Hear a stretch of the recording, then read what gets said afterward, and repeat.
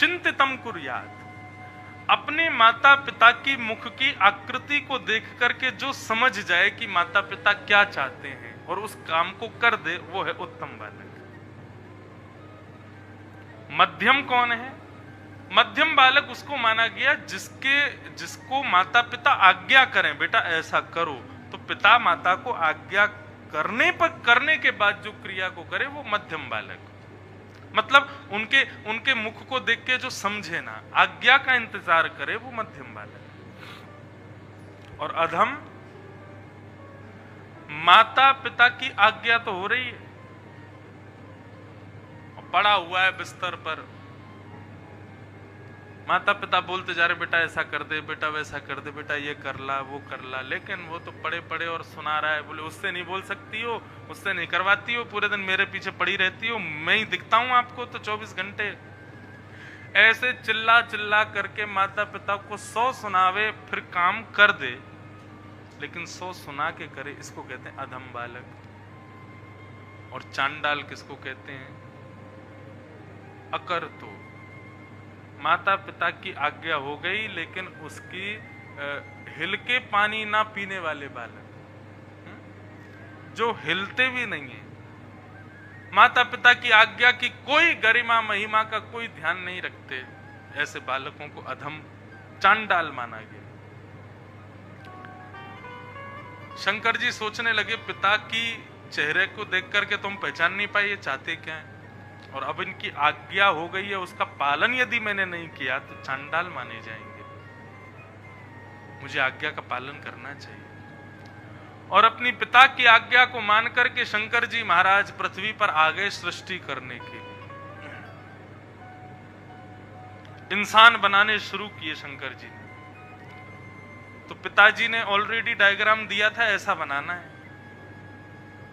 शंकर जी देखते कैसा बनाया, 2 आंख, 1 नाक, 1 मुंह, 2 कान, 2 हाथ, बहुत कम सामान लगाया पिताजी ने। मैं कैसा बनाऊंगा? पिताजी ने ये मुंह जबरदस्ती लगा दिया, इसके बिना मुंह के मैं बिना मुंह का आदमी बनाऊंगा, ये आंख नाक कान सब पेट में लगा दूंगा। को मुखहीन, किसी का मुख ही नहीं बनाया, बिना सिर के ही चल रहा है महाराज, उसकी यहीं पे आंख लगी हुई है। बोले ये कितना बढ़िया लग रहा है, शंकर जी ने बना के छोड़ दिया। दूसरा बनाया तो बोले उसके 1 मुंह नहीं बनाए। बोले क्यों? बोले 1 मुंह वाले व्यक्ति को कभी कभी पीछे से प्रहार भी हो जाता है, तो इसको क्या करो, विपुल मुख का हो। उसके बहुत सारे मुंह बना दिए, मुंह ही मुंह घूम रहे हैं, चारों तरफ से देख रहा है, विपुल मुख का हो। एक कैसा बनाया, दूसरा बना दिया। पहला बनाया बिना मुंह का, एक बना दिया बहुत सारे मुंह का, एक बना दिया बिन पग चलही, उसके पैर ही नहीं बनाए, बेचारा वो रेंग रेंग करके चल रहा है। शंकर जी के देख कितना बढ़िया लग रहा है, नया नया बना रहे हैं। किसी की बहुत सारी भुजाएं लगा दी। इस प्रकार से महाराज भूत प्रेत पिशाचनी डाकनी साकनियों को बना दिया शंकर जी। अब तो हा हा हा हा हा करके घूमे, खुंग खुंग खुंग खुंग खुंग आवाज निकालें, ऐसे डरावने जीव बना दिए महाराज शंकर जी ने। रावण ने शंकर जी के द्वारा बनाई गई सृष्टि के ऊपर श्लोक लिख दिया। रावण के गुरुजी थे ना शंकर जी, तो कैसी सृष्टि बनाई, मेरे गुरुदेव के द्वारा बनाई गई सृष्टि ब्रह्मा से भी ज्यादा श्रेष्ठ थी, रावण कहता है। बोले कैसी सृष्टि थी? बोले उनकी आवाज सुनकर के हिमालय भी कांप उठता था। यस्यास्ते ड्राट ड्राट डुट डुट ममलम टम टटम टम टटम टम डम शम डुडम शम डुहि डुहि चकितम भूपके भूपनालम तैलम तैलम तु तैलम खुकु खुकु खुकु ख्वांग कुख्वांग ख्वांग कुख्वांग ख्वांग ध्यायन्ते विप्रगान्ते वसति च सकलम पातुनो चंद्रचूड़। पानी में नहीं नहाते, तेल में नहाते हैं शंकर जी के बनाए हुए जीव। मुंह खोलते हैं, मुंह में से अग्नि निकलती है महाराज, सारी ब्रह्मा के द्वारा बनाई गई सृष्टि को जला देते हैं। शंकर जी बड़े खुश, कितनी बढ़िया सृष्टि लग रही है। पिताजी ने जो बनाए वो एक से लग रहे थे, अब कम से कम अलग अलग तो लग रहे हैं सब। ब्रह्मा जी ऊपर बैठे आराम कर रहे थे, इतने दिन से सृष्टि में लगे हुए थे बेचारे। उनके मन में आया देख के आऊं बेटा कैसा सृष्टि कर रहा है, शंकर जी कैसी सृष्टि कर रहे हैं, जरा देखें। जैसे ही ब्रह्मा जी नीचे आए तो 2-4 तो ब्रह्मा जी को ही खाने दौड़े। ब्रह्मा जी दौड़े, भाई कहाँ पहुंच गया, ये क्या हो गया, पृथ्वी पूरी धू धू करके जल रही थी, जला दी सब। शंकर जी के पास पहुंचे तो शंकर जी ने बहुत सारे डायग्राम बना रखे थे, विचित्र विचित्र। ब्रह्मा जी बोले क्या कर रहे हो बेटा, कैसी सृष्टि बना रहे हो?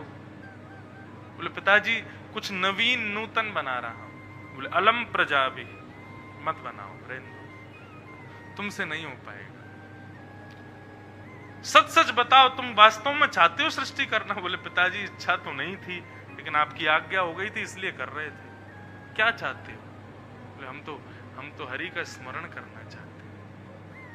चलो ठीक है वही करो, अब तुम जाओ, ये हिमालय जो है ये तुम्हारा क्षेत्र है, कैलाश पर चले जाओ, वहीं जाकर के रहो, वही शिवलोक है, वहीं पर रह के भगवान का भजन करो। और सुनो, ये जितने भी तुमने बनाए हैं ना, इनको अपने संग ले जाओ, वहीं पे वहीं रहो, इनके बीच में आने की जरूरत नहीं है, खूब प्रेम से भजन करो भगवान का।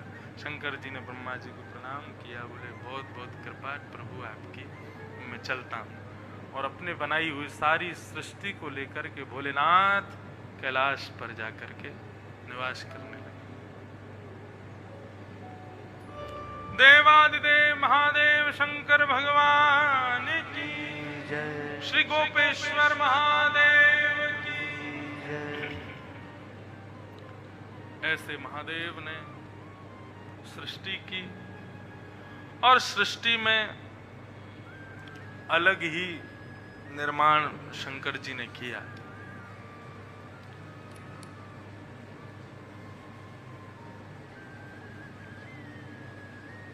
ब्रह्मा जी सोचने लगे क्या करूं, ये सृष्टि का काम आगे बढ़ ही नहीं पा रहा है। बंधु हम मानव हैं, हम मानव किसी क्रिया को करते हैं, बहुत रुकावटें आती हैं तो हम लोग सिर पकड़ के बैठते हैं, भगवान से बार बार कहते हैं ये रुकावटें क्यों आ रही हैं, ये कष्ट क्यों आ रहा है। अरे ये विधान है कर्म का। यहां ब्रह्मा जी नहीं बचे तो हम मानव कैसे बच जाएंगे? ये कर्म में रुकावटें आना, किसी क्रिया में किसी प्रकार के विघ्न नहीं कहेंगे, वो परीक्षाएं हो सकती हैं। वो परीक्षाएं आना वो सब इसलिए है ताकि मानव कुछ श्रेष्ठ, कुछ विलग तैयार कर सके, कुछ और अच्छा कर सके, उसके लिए वो परीक्षाएं हैं।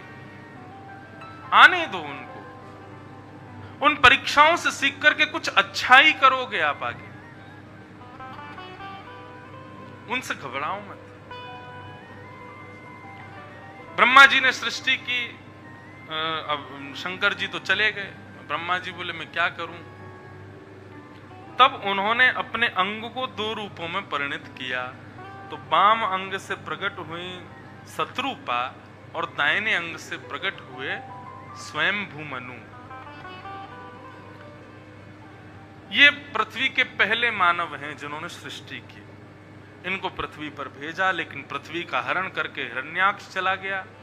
तो हिरण्याक्ष का वध करने के लिए ब्रह्मा जी की नासिका से प्रकट हुए भगवान बराह, और बराह भगवान जाकर के पृथ्वी को यथावत स्थान पर लेकर के आए और हिरण्याक्ष का वध कर दिया। स्वयंभू मनु शत्रुपा के 3 पुत्री हुई, 2 पुत्र हुए। आकुति, देवहूति, प्रसूति 3 बेटी और 2 पुत्र प्रियव्रत और उत्तानपाद। इन्हीं से फिर आगे सृष्टि संचार, सृष्टि बढ़ने लगी। स्वयंभू मनु शत्रुपा की दूसरी बेटी का नाम है देवहूति। इन देवहूति का ब्याह हुआ भगवान ब्रह्मा के छाया से प्रकट हुए एक उनके पुत्र, उनका नाम है कर्दम ऋषि। कर्दम ऋषि ब्रह्मा जी की छाया से उत्पन्न हुए और उत्पन्न होकर के इन्होंने भगवान की 1000 वर्ष तक तपस्या की। और तपस्या के बाद जब भगवान प्रकट हुए तो प्रकट होते ही भगवान ने कहा वरदान मांगो, क्या चाहिए? तो इन्होंने भगवान से मांगा तथा सचाहं परिवोढुकाम समानशीलां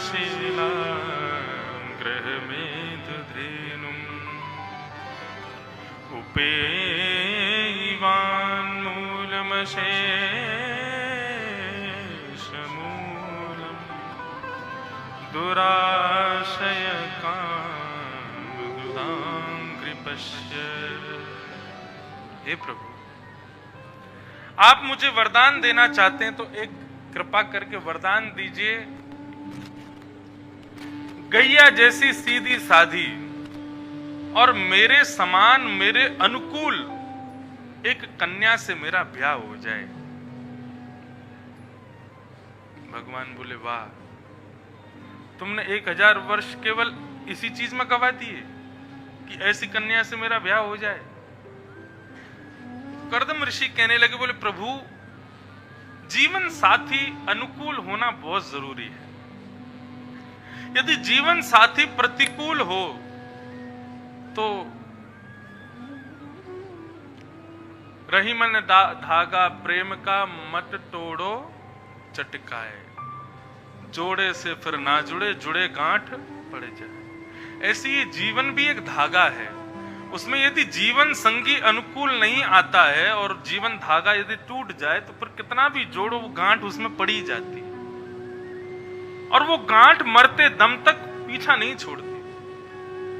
वो गांठ अंत समय तक कष्ट देती रहती है।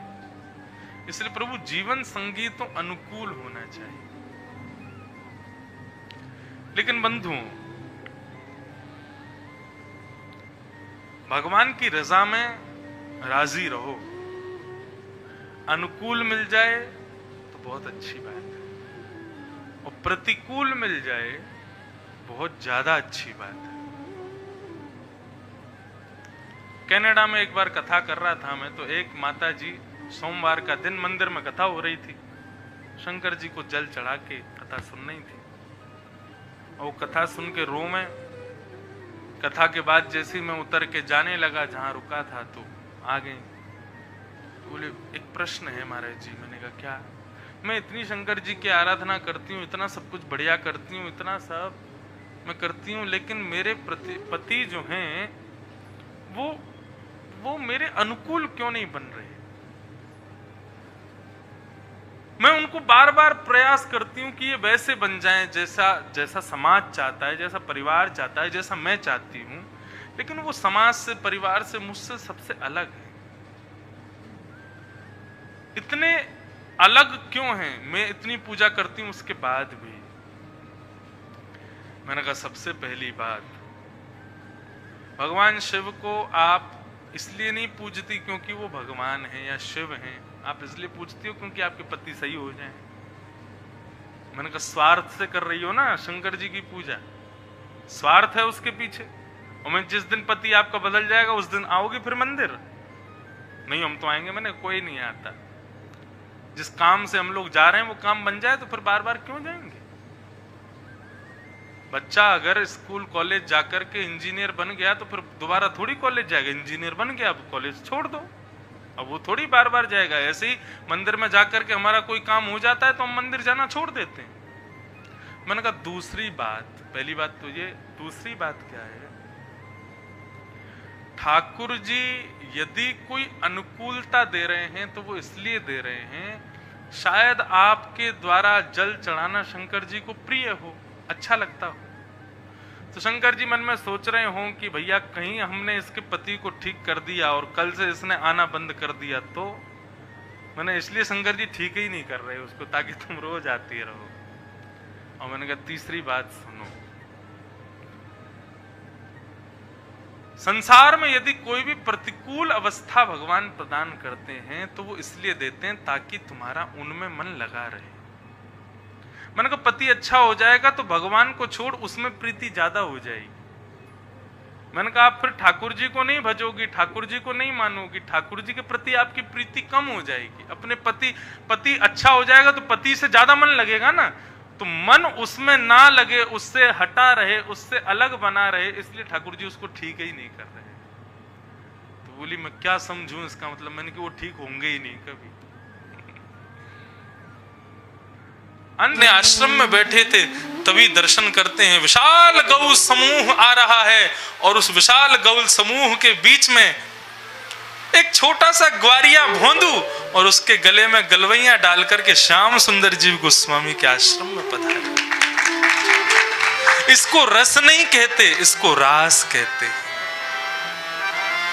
जहां कोई साम्राज्य छूट रहा था क्या भगवान का? वे तीनों लोगों के अधिपति हैं, वे तो उनको एक छोटे से ग्वारिया से क्या मतलब?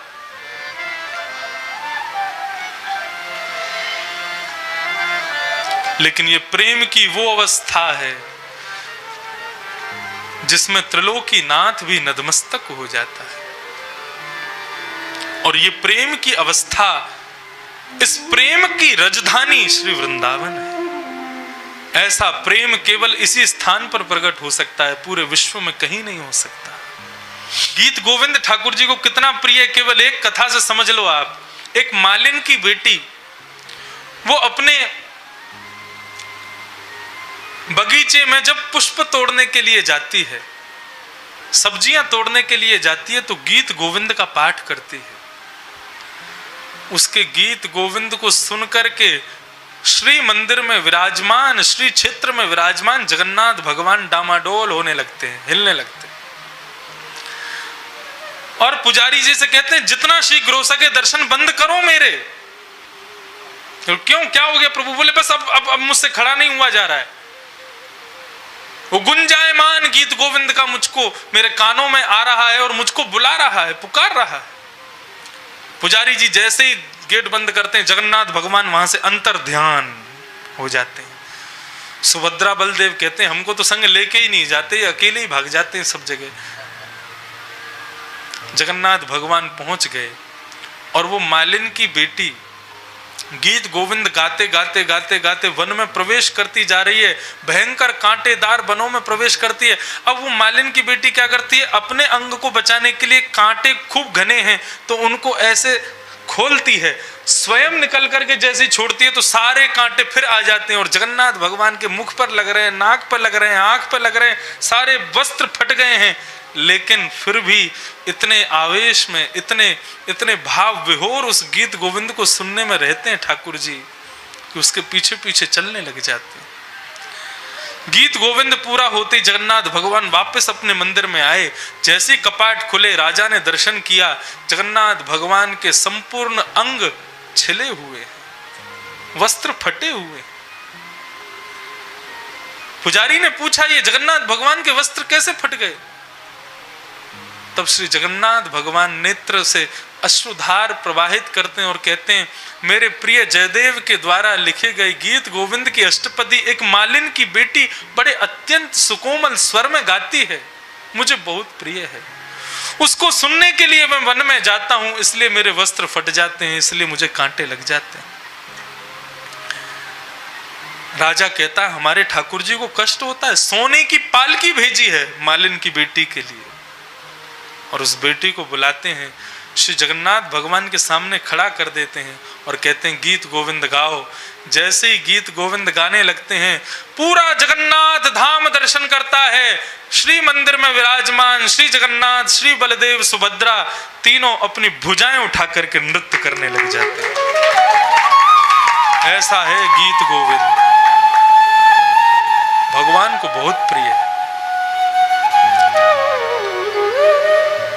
तो प्रयास मैं अभी से लगा हूं गीत गोविंद पढ़ने में,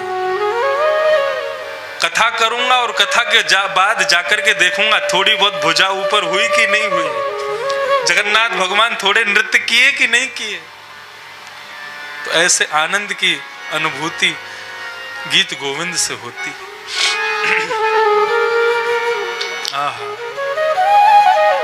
अभिनव जलधारा सुंदर द्रत मंदर श्री राधा मुख चंद्र चको जय जय देव हरे। जयदेव के द्वारा कृत जो गीत गोविंद उसकी विशेषता क्या है कि उन्होंने भगवान की प्रत्येक लीला के रहस्यों को खोला है।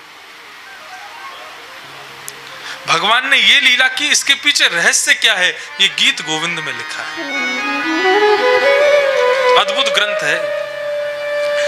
तो क्षमा के भाव से मैं गीत गोविंद का भाव कह रहा था। अच्छा, एक मैं भक्तमाल जी लाया हूं, एक छप्पे सुनाऊं आपको। श्री जयदेव महाप्रभु के गीत गोविंद को लेकर के एक छप्पे मैंने पढ़ा, तो भक्तमाल में कितनी अच्छी बात श्री नाभाजी कहते हैं कि जो व्यक्ति गीत गोविंद का निरंतर पाठ करता है, अपने ठाकुर जी को सुनाता है, उसके साथ क्या होता है। प्रचुर भयो तिहु लोक गीत गोविंद उजागर, कोक काव्य नव रस सरस श्रृंगार को सागर, अष्टपदी अभ्यास करे तिहि बुद्धि बढ़ावे, प्रचुर भयो तिहु लोक गीत गोविंद उजागर। ये गीत गोविंद है, अत्यंत सुंदर सरस श्रृंगार का काव्य है। यहां पर भगवान श्री किशोरी जी के और ठाकुर जी के श्रृंगार के काव्य ही कहे गए हैं। जो कोई भी इसकी 8 पदों की अष्टपदियां हैं गीत गोविंद में अलग अलग, जो कोई भी अष्टपदी का अभ्यास करता है उसकी बुद्धि तीव्र होती है। और क्या होता है, अंतिम पंक्ति सुनकर के मुझे रोमांच हो जाता है। राधा रमण प्रसन्न सुनने निश्चय तहाँ आवे। जो कोई भी व्यक्ति गीत गोविंद का पाठ करता है, श्री नाभाजी कहते हैं राधा रमण जी प्रसन्न होकर के गीत गोविंद सुनने के लिए निश्चित वहां आते हैं, जरूर आते हैं। अरे कहां तक कहें, एक मौलवी थे,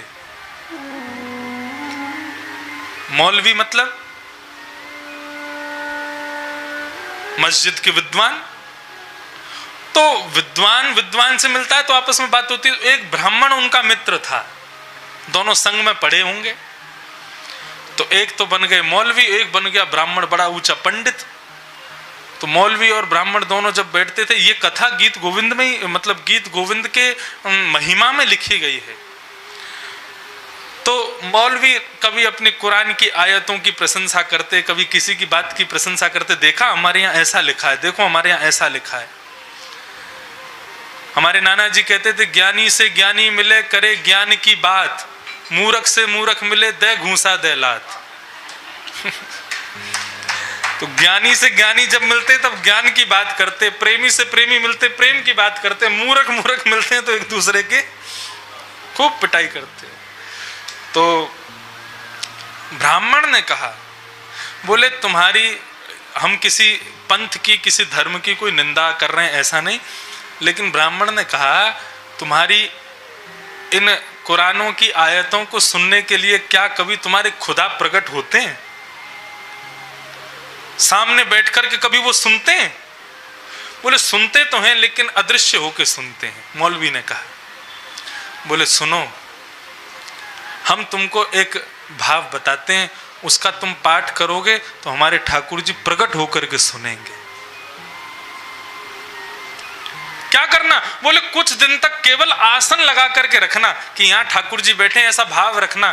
करते करते करते एक दिन तुमको दिख जाएंगे कि वो वहां बैठ करके सुन रहे हैं। मौलवी ने कहा क्या है? बोले गीत गोविंद। गीत गोविंद की अष्टपदी दे दी।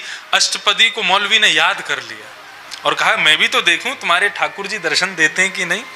और वो रोज क्या करते, जब अपनी मस्जिद जाते थे तो घोड़े पर बैठ करके जब जाते थे तो स्वयं बैठ जाते और अपने आगे इतनी जगह छोड़ देते कि ये भाव रख के कि यहाँ ठाकुर जी बैठे, और अष्टपदी गीत गोविंद का पाठ करते हुए घोड़ा चलाते। घोड़े की नाल की आवाज पर उनको ताल मिल जाती, उस ताल में गाते हुए चलते। एक दिन, 2 दिन, 3 दिन, 1 महीना हो गया। 1 महीने बाद जैसे ही आज मौलवी बैठे, इतने में ही एक नन्हा सा बालक सांवरा सलोना दौड़ता दौड़ता आया और चलते हुए घोड़े पर ही बैठ गया और मौलवी के सामने मुख करके बैठा।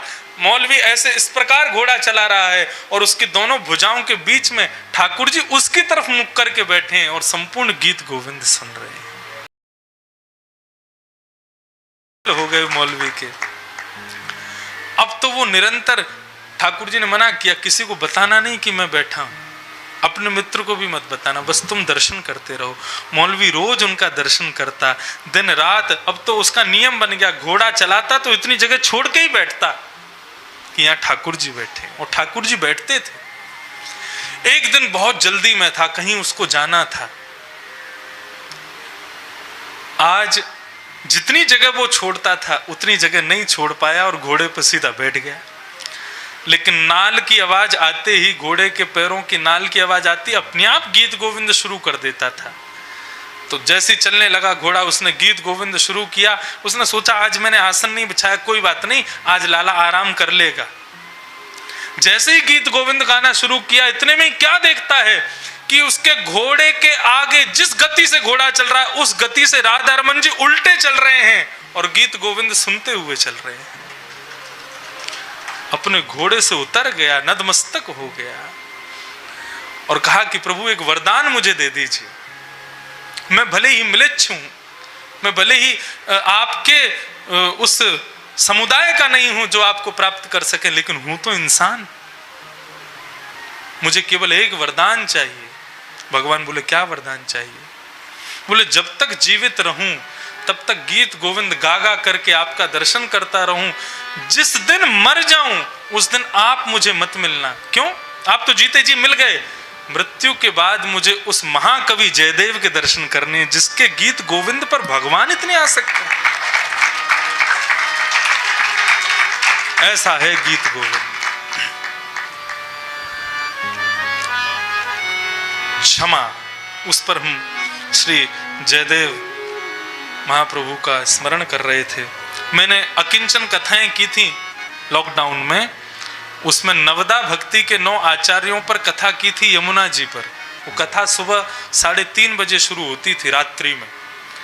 वहां पर मैंने वंदन भक्ति के आचार्य, 9 भक्ति में एक वंदन भक्ति है, तो वंदन भक्ति के आचार्य कलयुग में कौन हुए? श्री जयदेव महाप्रभु। वहां पर इनके भाव बताए। तो श्री जयदेव जो हैं ये क्षमा के भी आचार्य हैं। जयदेव महाप्रभु के एक भक्त थे, उन्होंने जयदेव महाप्रभु को अपने यहां पर भोजन पर बुलाया। जयदेव महाप्रभु भोजन पर पहुंचे, भोजन के बाद ब्राह्मण थे तो उनको दक्षिणा दी और दक्षिणे में सोने की मोहर दी। सोने की मोहर देकर के जयदेव जी वहां से प्रस्थान करने लगे। तो अपने घोड़े पर बैठ करके जैसे ही निकलने लगे तो बीच मार्ग में कहीं ठग मिल गए। रात्रि का समय, उन ठगों ने जयदेव जी को रोक लिया। जयदेव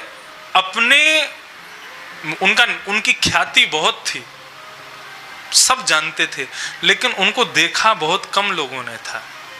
वो सब जगह अपनी ख्याति का प्रदर्शन नहीं करते थे, सबको सहज बताते नहीं थे कि मैं कौन हूं। ठगों ने रोक लिया। ठगों ने पूछा कि कहां जा रहे हो? बोले आगे जा रहे हैं। आपको कहां चलना है? ठगों ने कहा जहां तुम जाओगे वहीं हम चलेंगे। जयदेव महाप्रभु समझ गए कि ये ठग हैं। उन्होंने कहा कोई बात बढ़े उससे पहले मैं पहले ही प्रस्तुत कर दूं। उन्होंने अपनी जेब से सोने की मोहरें निकाली और उन ठगों के सामने रख दी। बोले आपको जितनी चाहिए आप ले जाओ। बोले ये इतनी जल्दी कैसे मान गया? तब एक ने कहा, बोले कि ये ना अभी हमको सोने की मोहर देकर के हमसे बच के निकल जाएगा, आगे शहर में जाके हमारी शिकायत करके हमको पकड़वा देगा। क्या करें? बोले सोने की मोहर रख लो और इसके हाथ पैर काट दो। और उन ठगों ने महाकवि कविराज श्री जयदेव जी को घोड़े से उतारा, सोने की मोहरें अपने पास रख ली, उनकी दोनों भुजाएं और दोनों पैर काट दिए और काट करके उनका जो बचा हुआ शरीर था उसको कुएं में फेंक दिया।